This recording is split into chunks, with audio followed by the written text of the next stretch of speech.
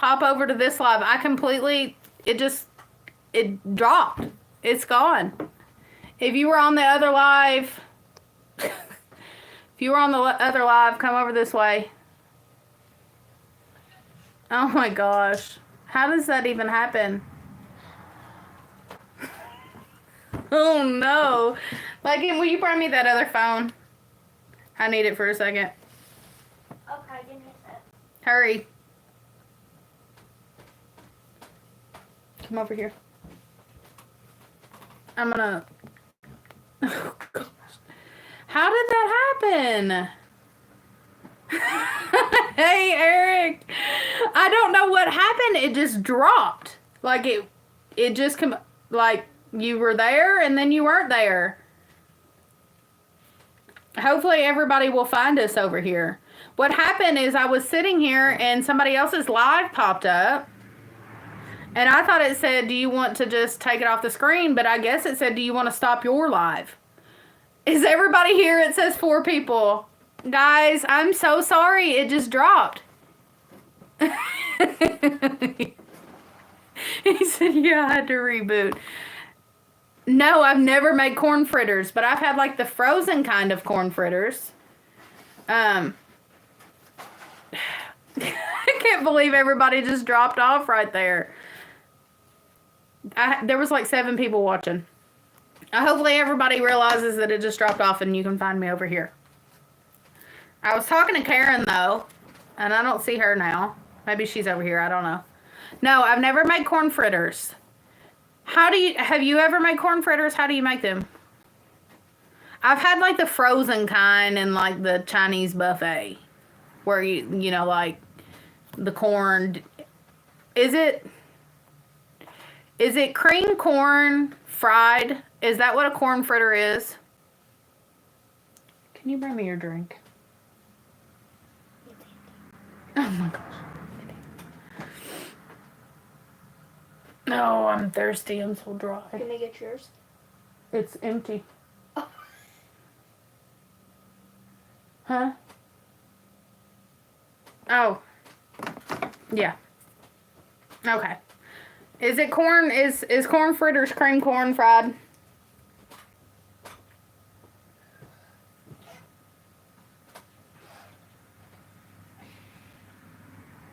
I'm sorry, Karen. She's here. See, I was talking directly towards you, and then it dropped. Guys, it just like, it was just, everybody was there, and then everybody was gone. I don't know what happened. I make them with whole corn mixed in pancake batter, then fried. That is interesting. Very interesting. Very interesting. I think I would love that. I'm gonna have to probably do some research and watch people making. Honestly, I've never thought to make corn fritters at home.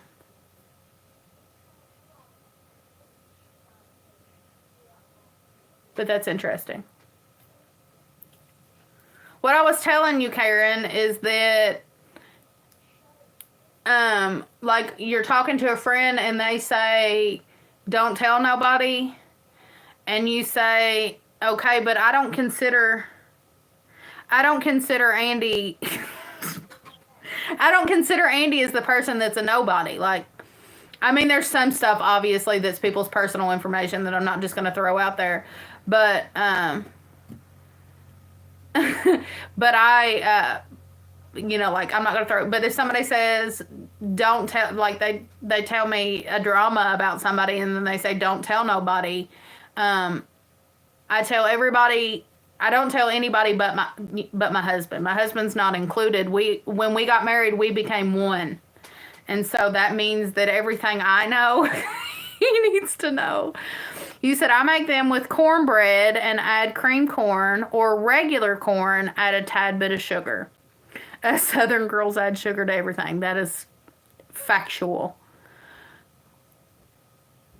What do you serve on top? I've never had corn fritters with anything on top of them. Yeah. We eat them by themselves with salmon patties or something. Yeah.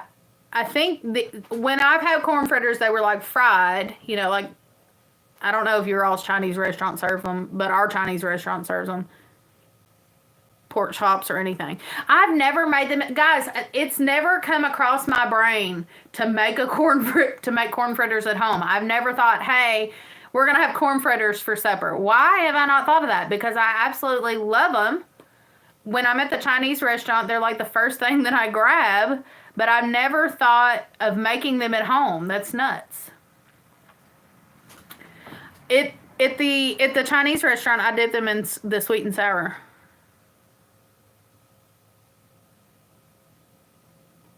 I do corn nuggets the same way. What is a corn nugget?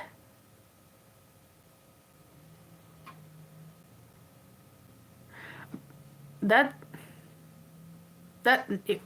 y'all always opening my mind up to just different things.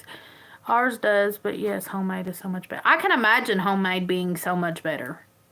I can imagine homemade being a million times better, obviously. When you all cook, you're talking about adding sugar to it. When you all cook corn, do you add sugar to it? Because when I open up a can of corn, I add sugar and butter. Like I drain the liquid out and add butter and sugar to it and just a little bit more water. Corn nugget is the same as fritter, just smaller. They're size of nuggets. Sugar and onions. You add onions to your corn? That's interesting. Yes, add sugar, girl. I know people that don't add sugar, though. I've said this before, I wasn't raised knowing how to cook. My mom, bless her heart, her mom didn't teach her how to cook, so she didn't know how to cook. I've never heard of anybody putting onion in it. I've never heard of anybody putting onion in corn. That's interesting. That's very interesting. See, I do sugar and salt and pepper. Butter, sugar, salt, pepper. That's what I put in my corn. But I put salt and pepper after, like, when I'm cooking corn, I do butter and sugar, and then when I put it on my plate, I put a little salt and pepper on it. I was cooking since I was 10. I probably didn't even know how to boil water when I was 10. She said, I've taken care of so many ladies in their 90s, taught me so much about cooking. Yeah. I feel like there's just that one person in your life that teaches you how to cook, and a lot of times it's your mother, but it wasn't my mom, bless her heart. And I'm not trying to talk bad about my mom. She's wonderful, but she didn't know how to cook, and she didn't have a desire to really cook much. So I grew up with a very bland food, very basic foods. Also, my dad is a heart patient. He has a heart condition that he was born with, and so we didn't use a lot of salt or things in our food. I've never had angel bread. No, we didn't use a lot of salt or anything in our food, and so now Andy salts his food way too much. Like when I cook, I salt the dish and I think, yeah, that's the perfect amount of salt. He will put his food on his plate and add so much salt for me. And I can't handle it, but I wasn't raised with a lot of salt. Did you learn how to make my dinner rolls? Wow, that's awesome. Did you find that the dinner rolls were easy? Because my favorite part about that dinner roll recipe is so simple. Italian fry bread. I have done Italian fry bread.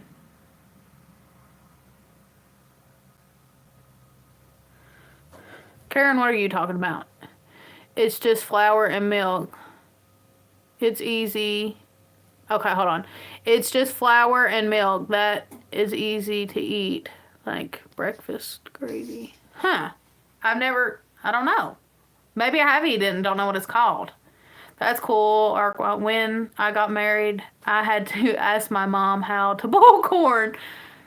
I knew nothing. Now my kids would rather eat my cooking than eat out. Yeah. I would, now that I know how to cook, I would much rather have my food or have at home food than eat out. Yes, delicious, but had to do second time for them to work. Yeah, I remember you saying you tried them once before. Did you? What didn't work? I think you said you had problems with the rise, didn't you, the second time? Bull corn, bless your heart, sounds like me when I started. Yeah, when my husband and me got married, um, I remember, okay, guys. Oh, gosh. So, this is how bad it was. When I was a teenager, here's the first thing. I was a teenager when we got together. Too much needed. Oh, okay. When we got together, first off, I was working 2 jobs and going to school. And so I didn't have a lot of time to do a lot of cooking. And so I didn't know how to cook. I never learned how to cook from my mother or like growing up. And I didn't have a lot of time to cook. And the first 2 meals that I remember making for my husband were the crunchy taco wraps at Taco Bell. And they looked so bad that he wouldn't eat them. And he's like, honey, let's just go out to eat. And then the second thing that I remember cooking for him was chili. And his grandmother gave us her crock pot and it didn't work. And so I put the chili in the crock pot, and I can make chili. So I know how to make chili. That was one thing that my dad taught me how to cook growing up. One of the very few things I learned how to cook growing up. Mostly he didn't teach me, I just watched him. But I tried to make chili and I tried to put it in the crock pot because I thought it would be a lot easier. Well, the crock pot didn't work, and so it wasn't cooked. And so that's the second meal I made for him. And then after that, he was like, I'm going to have to teach you how to cook. And so we got married. We got married when I was 19 years old. And I didn't know nothing. I didn't know nothing about cooking, and he had to teach me. And then I've learned down through the years how to cook from just watching him or watching other people. But you said I'm not laughing. Hold on, let me see. I wish I had paid attention growing up when my mom cooked, but my wife tries to teach me stuff, and I kept all my mom's cookbooks and recipes. That's awesome to have those recipes, your mother's. I'm making my girls a cookbook for their Christmas gift this year. My handwriting, that will be awesome. So it'll mean a lot to them and can pass it. That would be amazing. That's a great idea. Your laughy faces are probably at me. Yeah, that's a wonderful idea. I'm not laughing. You just put 3 laughy faces up. You are laughing. But that's okay because now I can cook. And still to this day, we have those memories of when we first got married. You know, you hear about it a lot of times though. You hear about when we got married, like husbands talking about their wife. The chili, I know. I wanted it to be, I knew how to cook it, so I wanted it to be so special, and then the crock pot didn't even work. That's awesome. Betty Crocker cookbook from the 50s. I try to grab old cookbooks when I see them, but I don't see them very much in our area. I've got, I think, two or three older cookbooks. That one of them is actually from our area. It was like a local ladies group that made a cookbook. if it was close, I could grab it, but I'd have to dig down through stuff. Yeah, those are fun memories. What I was getting ready to say is, like, you'll hear about, like, people being married for, like, 40 or 50 years, and they'll talk about, yeah, when my wife and me got together, she didn't know how to cook nothing. She would burn water, didn't know how to boil, and then they'll later on say that she's, like, the best cook ever, and her kids love her food, and the grandkids come over on, Sundays to eat, and she's the best cook, and so those are wonderful things to have, and it memories to have. And it also seems to me that a lot of times those women that have to learn out of necessity turn out to be the best cooks, and their families love their food. And so I hope that when I have been married for 40 years, you've never heard the expression of burning water, where you, like, put the water to boil and then you forget it and then you burn the pan, like the water, you burn all the water out of the pan. You've never heard that expression? Burning water? You just forget it. You boil the water till it's gone, and then the pan's just burning on the stove. Blessed, she said. Yeah, but I feel like, but I hope and I pray that if I make it to old age and we've been married for 40 years, that our grandkids can come over and eat at my house. And they'll say, Grandma made the best biscuits. Because usually that's a big thing around here. It's bragging rights in our area for your mama to make good biscuits. And everybody's like, my mama made the best biscuits. My mama's biscuits were the best. Her biscuits and gravy were fantastic. Nobody had better biscuits than Grandma whoever, or my mama. And so I want to be that. I want to be that mama that everybody says. Don't fix them chili. I can fix chili, Karen. It was just the crock pot. It was just the crock pot. You make the best chili ever. Do you hear? Lakin said I made the best chili ever. I do make some good chili. I make my daddy's chili. Next year I will be married for 30. Congratulations! That's amazing. That's amazing. No, this year, he said. In October. That's wonderful. That's wonderful. That's great, Urkwald, man. I'll be married for 26 years. That's fantastic. She said, yeah, that's what I'd say too. I do. I make good chili. It was just the crock pot. It was just the crock pot. It didn't cook it. It was cold. And so, again, that night we ate out. Can't remember what it was. Hard telling. But we ate out again. Bless his heart. Bless his heart. He had to put up with a lot. But he likes my cooking now. When we were heading home, he was bragging on my stuff. And some things he says I make better than his mom. He won't tell her that, so hopefully she's not watching this live because I don't want to hurt her feelings. But some things he says I make better than her. Same thing I cook. Same thing over and over. Making me hungry now. I want to fix chili. Yeah, I love chili. It's one of my favorites. He also, another family favorite around here is meatloaf. That is something that I would absolutely not eat as a child. My mom would make meatloaf and it would gag me. I couldn't eat it. It was like her sticking her hands, like people make meatloaf and they stick their hands in it and they crumble it all together. I still don't do that. I still don't make meatloaf like that. I don't stick my hands in it. That gags me. I can't do that. But he loves my meatloaf. He thinks it's delicious. That is one of the few things that I knew how to cook. That I'd watch my mom make it out of disgust. So I knew how to cook it. But when I became an adult, I was able to stomach a lot better because I didn't stick my hands in it.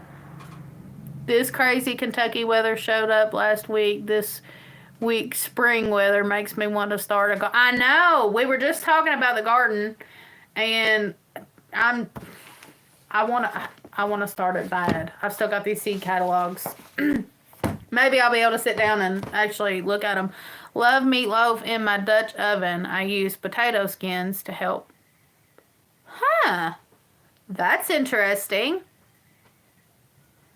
Love meatloaf in my Dutch oven. I use pork skins. You didn't say potato skins. My goodness.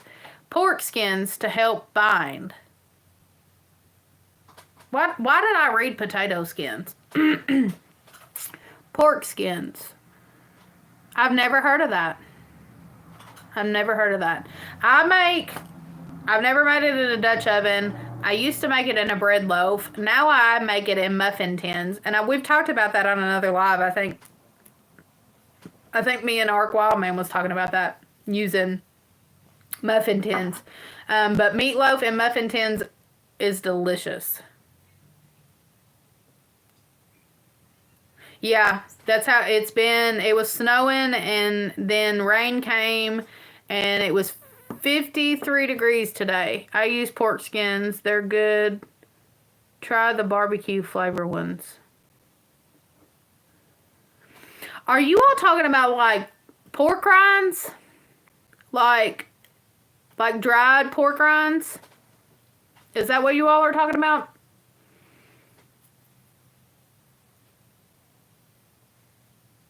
Like you can buy them like in a bag. Yeah, okay. Because when you all were talking, when you all were talking about pork skins, my mind was not going to pork rinds. We call them pork rinds. And so when you all said pork skins, that would I can imagine that would give them a lot of flavor. How do you all? Okay, some people put ketchup. And some people put barbecue. Do you all use ketchup or barbecue on top of your meatloaf?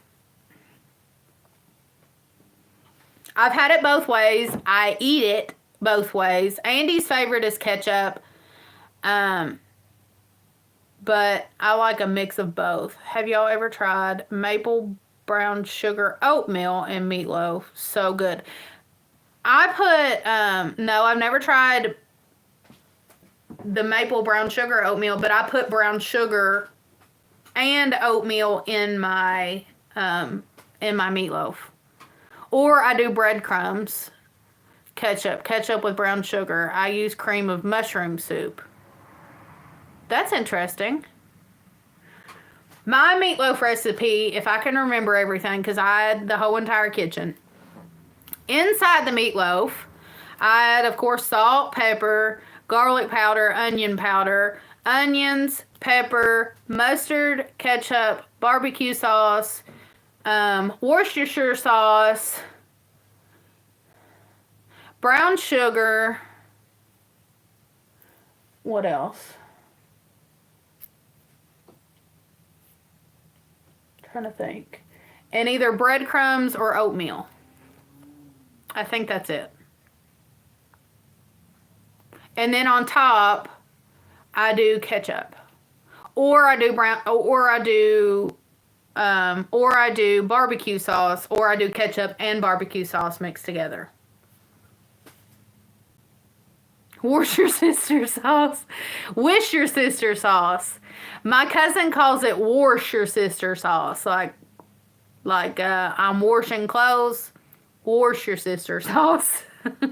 Is what he calls it. I call it Worcestershire sauce. Worcestershire. Everybody says it different. Nobody knows the name of it. Not one person, not even the person that named it knows the name of it. I'm convinced that that the person that named it can't even say it right. Because how can you? What kind of word? Is that a Swedish word? That sounds like it would come from Sweden. I'm not washing my sister. Yeah. That's what he calls it. Worcestershire sauce. Worcestershire sauce. I've heard it say Worcestershire sauce. Worcestershire. But that's too much. Worcestershire. Worcestershire. Now I got like I'm trying to say it. Worcestershire. That's how I say it. Worcester. The more you say it, the harder it becomes to say. Worcestershire sauce. Worcestershire. I'm just going to say, okay, I'm going to say it casually and see if I can get it out. Name a list. Ketchup, brown sugar, Worcestershire sauce.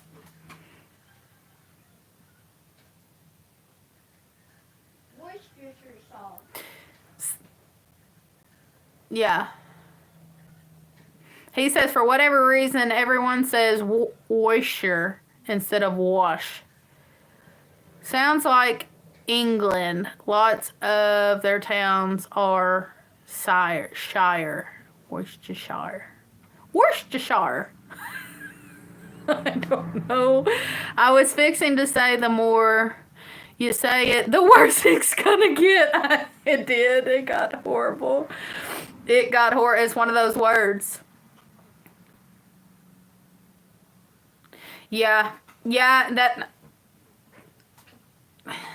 Yeah, I mean... Yeah. Shire. Worcestershire. Shire. Worcestershire.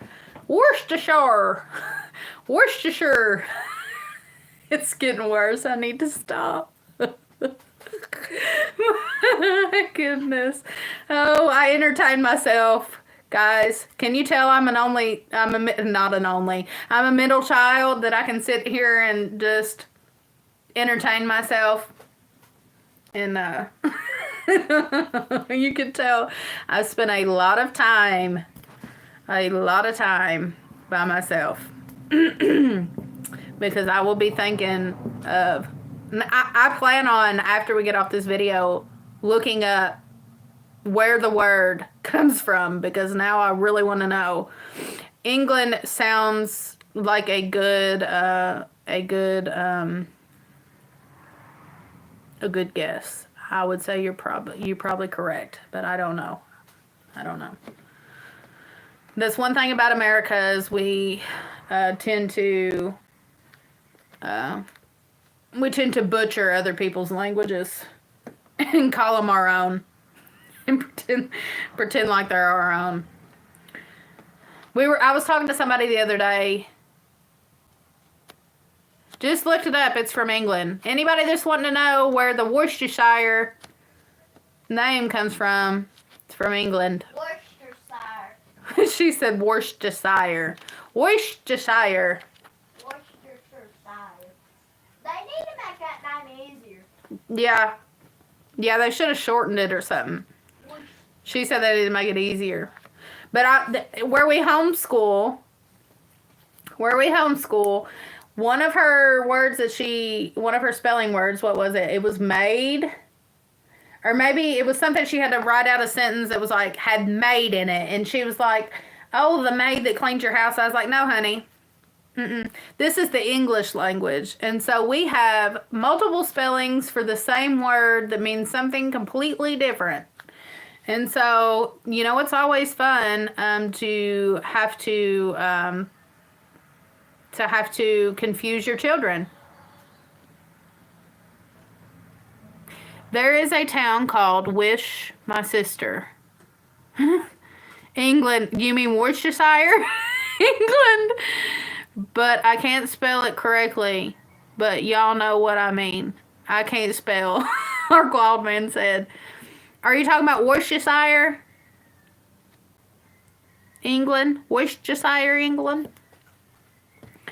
Yeah, I feel so bad for her because you don't, like, once you get older, you, like you learn to cope with the English language. But, like, when I told her the other day, I said spelling Wednesday, I say Wednesday. That's how I learned how to spell Wednesday. And so now when I go to write Wednesday down in my brain, I say Wednesday. She's like, Mom, that don't even sound right. And then knife. Why is knife spelled with a K? That's knife. So when I go to spell knife, I say knife. Because why does it have a K in the front of it? Why did we do that? She said that's how I learned too. Or what's another word? Well, like we were talking about maid the other day. Like a maid that cleans your house is not how you spell, like I made it, or there was another word that I was getting ready to say and I can't remember. Why does the English language have to be so confusing? Why does the English language have to be so confusing? I don't understand, and it makes it a lot harder. We got so many rules. We've got so many rules in the English language that I don't necessarily believe that is completely necessary. I don't know. But here we are, killing it, as they say. Oh, I remember, like when you spell bananas, do y'all sing the banana song? It's bananas, Bananas. Or Mississippi, Mississippi. They say English language is the hardest to learn. Yes, I've heard that as well. That people have such a hard... But that's the reason why it is so hard to learn is because we have so many rules. We have so many rules about the English language that are not necessary. Why? I mean, in some words, the E makes the whatever vowel say its name, but in other words, it doesn't make the whatever letter say its name. And I don't know. Sometimes Y says E, or sometimes IE says E. Nouns and verbs, yeah. Yeah, it's so, it's hard. And I think that's why, probably in other languages, they don't have to teach, their kids like we have to teach our kids. The English language, like, she's in 3rd grade now, and it seems like since she's been learning how to read, every year I got to teach her some, like 1,000 more rules for her to learn about the English language to know how to read or spell. Yeah, she said we have so many different ways of saying everything as well, like northern say and mean totally different. Yeah, so weird. I think it's a throwback from our old English. Why is Worcestershire, Massachusetts, pronounce it Worcester, and Worcester is a city in yeah. Yeah, it's, I don't know. I think that when they created the English language, I'm positive that when they created the English language where America was combined of so many different, American English, because even English is not like American English. It's, it's so different in a lot of ways than American English. Like, I think about a lot of times when you watch other videos, like, in America, we call diapers diapers, but in other, like in England, they call diapers nappies, or, they use different words for what we use words for. Even like she was talking about from the North America to South, like in America, in the northern part of America, but in the northern part of the U.S. and that's what I'm trying to think of, the U.S. In the northern part of the U.S. to the southern part of the U.S., we say things different.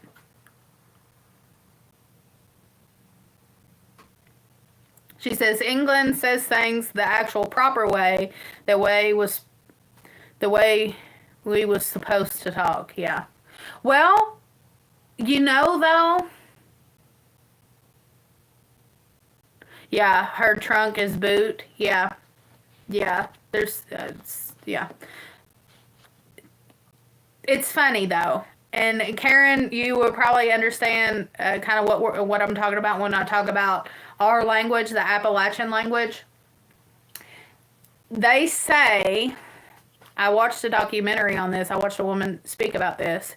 That the way we talk, the actual sound that we have, the Appalachian sound in our voice, is actually the closest sound to our ancestors, along with like places like Louisiana, the more southern areas, like our region through our area, like you take Kentucky and you go down to Louisiana and through Mississippi and places like that, they have a sound about them and how we kind of like talk slow, and the way we pronounce words, the way we enunciate words, they say is closer to our ancestral language, more closer to our ancestral language than people up north, which I find is super interesting, since people look at the way we speak as being kind of dumb, as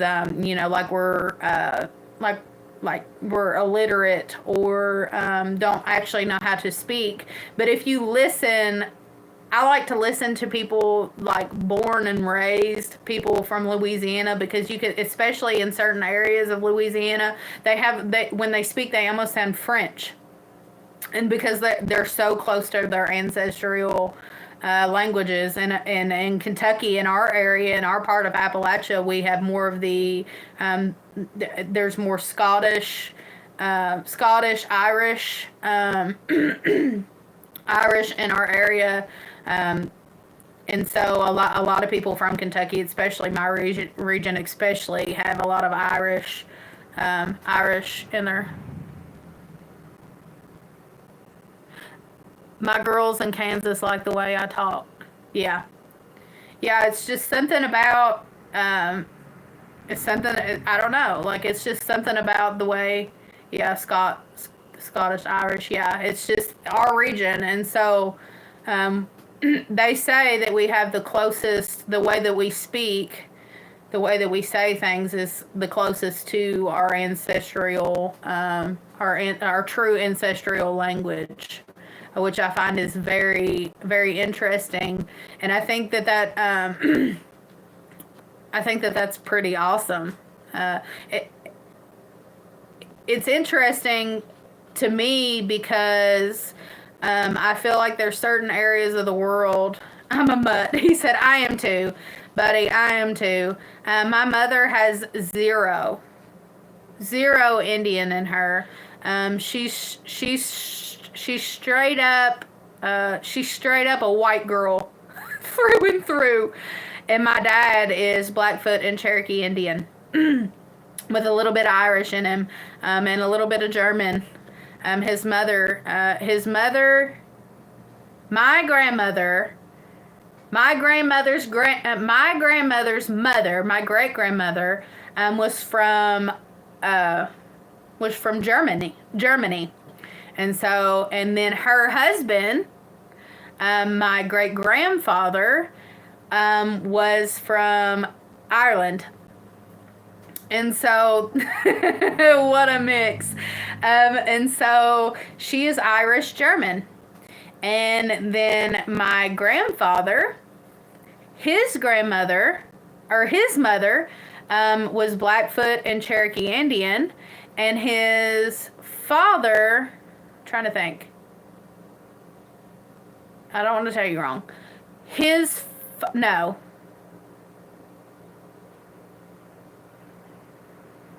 Maybe I told you wrong about my grandmother. So let me think.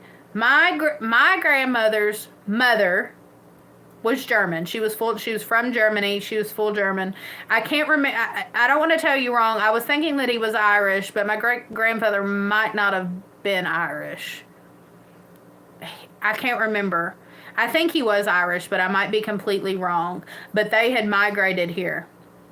And then, well, not here. They didn't migrate to Kentucky. My dad's family is from Missouri, Kansas area. And then my dad's dad, my grandfather's parents, his mother was Irish, Blackfoot, and Cherokee Indian. And then her mother was Blackfoot.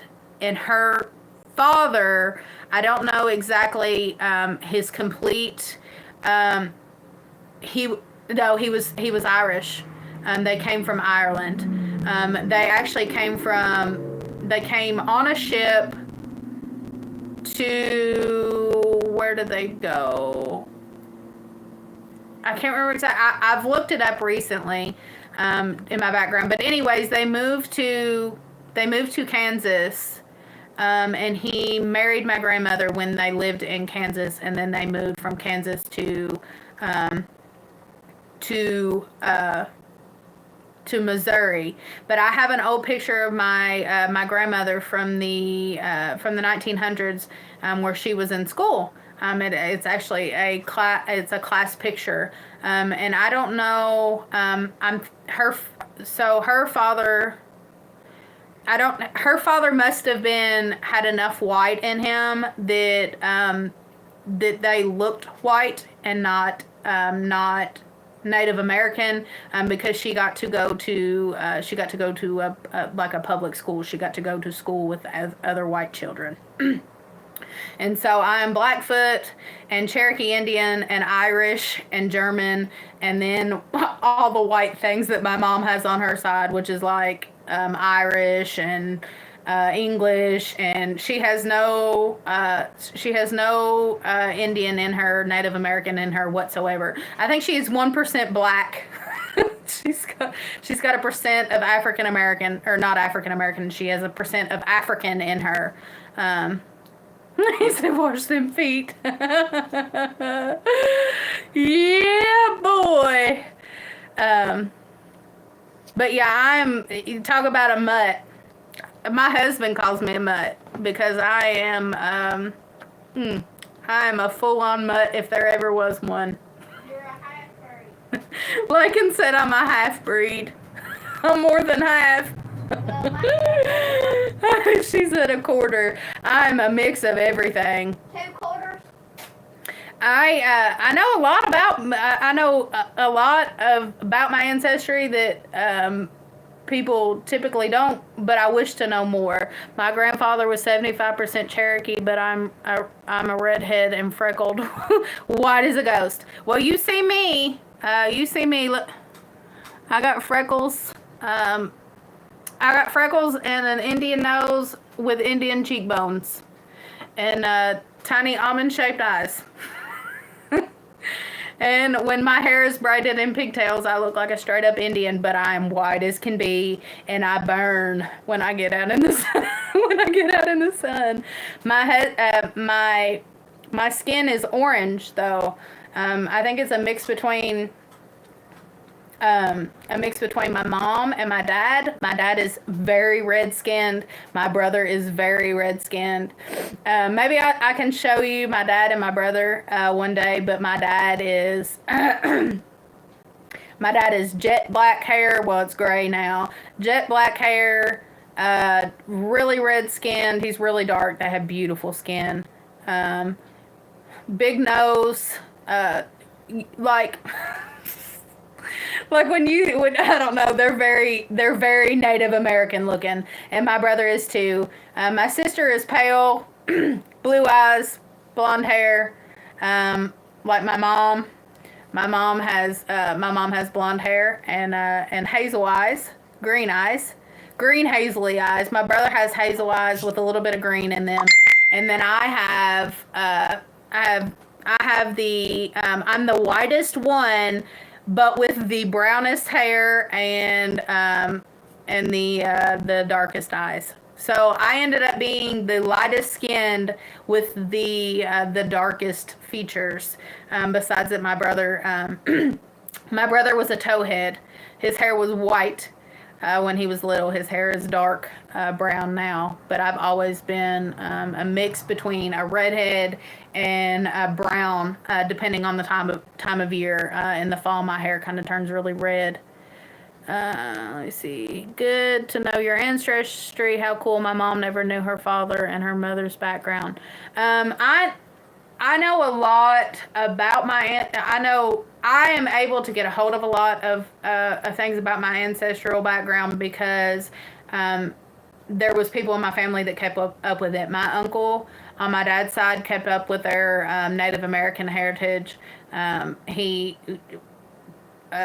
have enough Native American in them that they are accepted into tribes, and so he is part of like a tribe. I don't know what you call them, because I don't do it, but he is he's accepted into it, and he has like paperwork to back up that we are this much Indian, Native American. He knows all of that, and then my mother knows a lot. a lot about her family history. She can date. She's got dates all the way back to signatures on the Mayflower, to even before the ships left England, coming over to America. She has got dates way far back, and she has percentages and all that. And so my mom kept track of all that stuff, and it's very interesting to me. Out of all of mom's children, I'm the one that's most interested in those things. But I need to know more before I lose them. Before my mom and my uncle are gone, I need to dive deeper down into that, because I don't think any of my cousins or my siblings know as much about it as I do. My husband is Scottish. When our son was from war in Israel, he spent the following months in the UK. Everyone told him they thought he was from there. He looked local. Yeah. I got almond eyes and their cheekbones. Yeah, girl, I burn so easy, never tan. I don't either. On my mom's side, I'm Irish and Italian. That's interesting. Don't know much about my dad's side because his dad was adopted. So who knows what else I am. That's awesome. That's great. I've always wanted to go to Ireland, and the main reason why is because there's a castle over there that dates back to I don't know how long ago, that is part of our family's ancestry. That on my mom's side, she had some family members that ended up purchasing this part of this castle because it was part of our ancestry. But I think there's just like a small part of it left. I don't even know if it's been upkept. I don't know. I don't know if people have actually kept up with it. But I've always wanted to go to Ireland to see. I don't even know where it's at. I don't even know how I would contact the people in order to see where it was at. But ever since I've been told that since I was a kid, that we have a castle that's part of our ancestry in Ireland, I've always wanted to go to see our family castle. And I think it's just a small part of it. It's probably just like a rock. It's probably just like a brick standing up. This chair keeps breaking on me. It's probably part of just like a brick that's standing up, but I want to see it. I want to say that I've seen that castle. I went to Ancestry and found my grandfather's birth certificate from Russia. He left Russia as a young man. It's so cool. It's really neat to go back. On my dad's side, my grandfather's father, like I said, he met my grandmother in Kansas and they moved to Missouri. His family was from Ireland, and they moved to Kansas and hated it. They hated America. And if I'm not mistaken, his family went back to Ireland, and he chose to stay as a young man. My mother told his age. He was either not quite a teenager yet or in his early teens. And he decided to stay, and then later on, I guess, met my grandmother. And they married in Kansas and moved to Missouri. And so that's where my dad is from. He was born in Missouri and they lived in Missouri on and off. They moved back and forth. I don't know why. I never asked. I don't know why they moved back and forth from Missouri to Kentucky, but my grandparents have lived both in Kentucky and Missouri multiple times. I even lived in Missouri at a time as a child for a year or so, maybe a couple years. As a young child, I think we maybe lived there till I was about 3 or 4. And then we moved back to Kentucky, and I've lived in Kentucky for the rest of my life. I was born in Kentucky.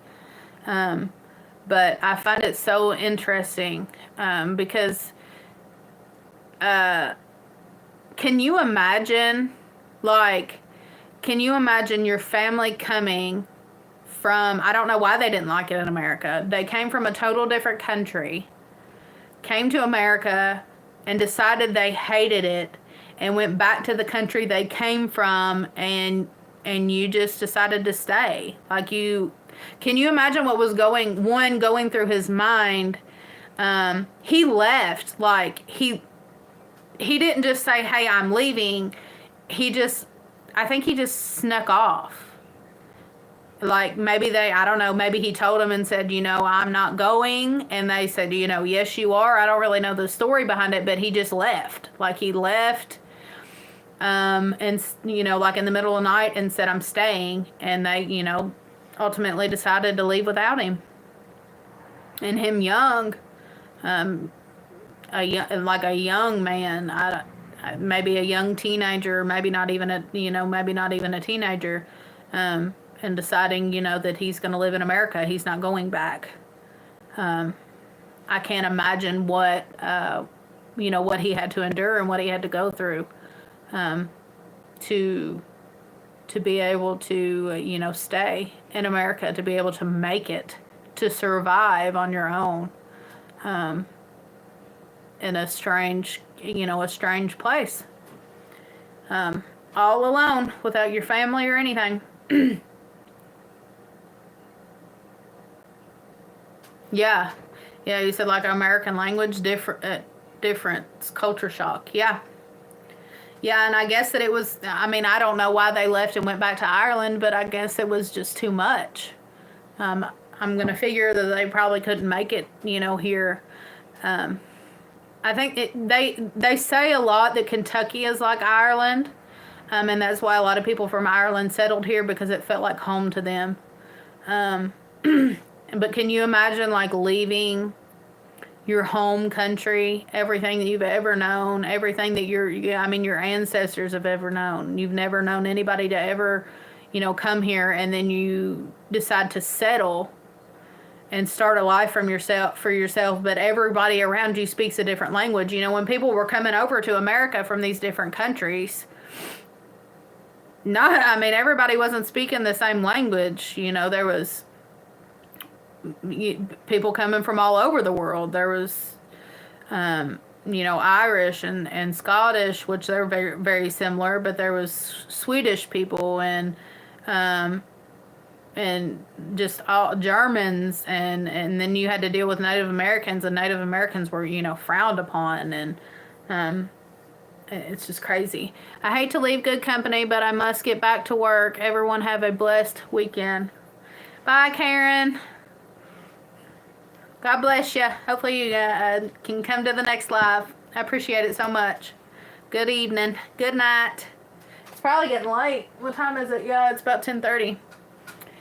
We were on that other live for about close to 2 hours. I guess an hour and maybe over 30 minutes. We've been on this live for about an hour. But I can't imagine having to endure the things that people endured in order for us to have the places that we have. They were hardworking people, and I can imagine, like you said, the culture shock. Just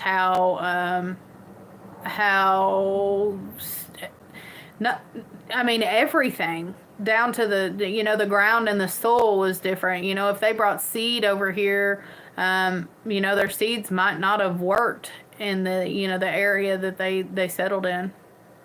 Probably Sunday. Probably Sunday evening at 8 will be the next live.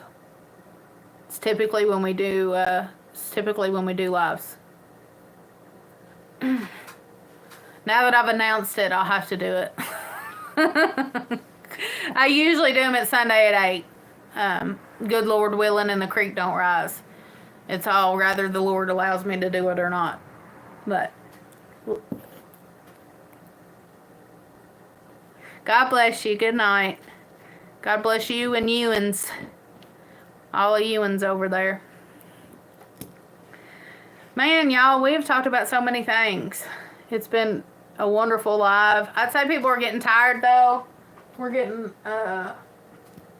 about 5 minutes till 10:30 here, so I think we're going to say goodnight. I appreciate everybody coming back on the live. I'm so sorry it dropped off. That's crazy. I don't know how that happened. But we love y'all with the love of the Lord. And I hope the Lord blesses you all. I hope you all have a wonderful evening. I hope everybody sleeps well. Thank you, Eric. So happy you joined us. Thank you, Daisy Q. God bless y'all. Y'all are wonderful. This community is so great. And we've learned so many things. We talked about corn fritter and plants and I don't know, all kinds of stuff. Corn jelly. Yes, it was nice talking to everyone. Good night. Good night, y'all. We love you with the love of the Lord, like I always say. God bless y'all. Good evening.